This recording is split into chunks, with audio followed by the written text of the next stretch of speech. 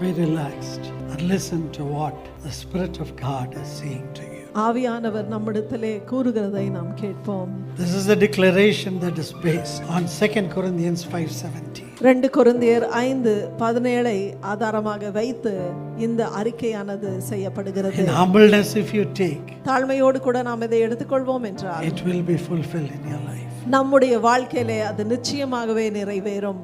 I am the God of the new. புதிதான காரியத்தின் தேவனாக நான் இருக்கிறேன். What once was sufficient, my spirit moves from that situation into abundance in your life. முன்பாக எது போதும் என்று இருந்ததோ அந்த சூழ்நிலையிலிருந்து இப்பொழுது ஒரு அபரிவிதத்திற்கு நான் உங்களுடைய வாழ்க்கையிலே உங்களை கொண்டு செல்லுகிறவராக நான் இருக்கிறேன். For I am not only sufficient, I நான் am more than sufficient. போதுமானவர் மாத்திரமல்ல, அபரிவிதமான தேவனாய் நான் இருக்கிறேன்.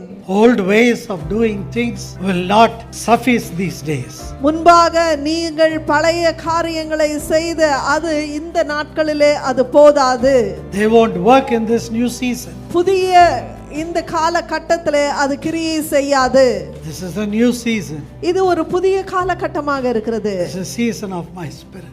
இது என்னுடைய ஆவியின் ஒரு காலமாக You have இருக்கிறது. not been in this way before. இப்படியாக நீங்கள் முன்பாக இருந்ததில்லை. But I have gone before you. ஆனால் நான் உங்களுக்கு முன்பாக செல்லுகிறேன். And I have mapped all things for you. உங்களுக்காக எல்லா காரியத்தையும் நான் வரையறைத்து வைத்திருக்கிறேன். The plans that God has for us கர்த்தர் நமக்கென்று வைத்திருக்கிற திட்டங்களானது is too beautiful. அது மிகவும் அழகானதாக இருக்கிறது. You see, than our loftiest imaginations. நாம் எவ்வளவு சிந்திக்க முடியுமோ அதற்கும் மேலாக அது இருக்கிறது.